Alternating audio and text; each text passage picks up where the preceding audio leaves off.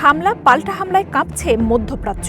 ইরানে ইসরায়েল আমেরিকার হামলার পর প্রায় পুরো মধ্যপ্রাচ্যকেই ক্ষেপণাস্ত্রের আওতায় নিয়ে এসেছে ইরান। সৌদি আরবের রিয়াদ, আরব আমিরাত, জর্ডান, কুয়েত, কাতার, বাহরাইনে ঘটছে দফায় দফায় বিস্ফোরণ। আবুধাবিতে মিসাইল আক্রমণে একজন নিহতের কথা জানিয়েছে আমিরাতের প্রতিরক্ষা মন্ত্রণালয়।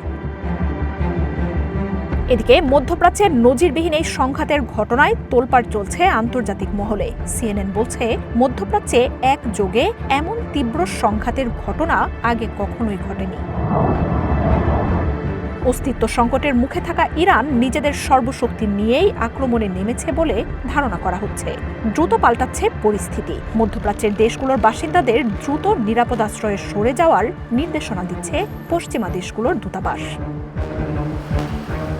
এদিকে ইরানে আমেরিকা ইসরায়েলের হামলার ঘটনায় তীব্র প্রতিক্রিয়া জানিয়েছে রাশিয়া।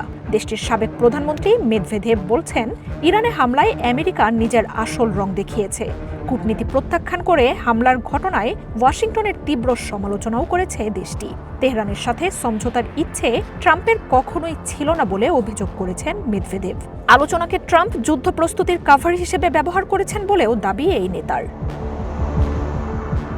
অভূতপূর্ব এই হামলায় অবশ্য ইসরায়েল ও আমেরিকাকে সমর্থন দিচ্ছে ইউরোপীয় দেশগুলো। ইরানকে সরাসরি দায়ী করছে আরেক যুদ্ধরত দেশ ইউক্রেন। সমর্থন দিয়েছে অস্ট্রেলিয়াও।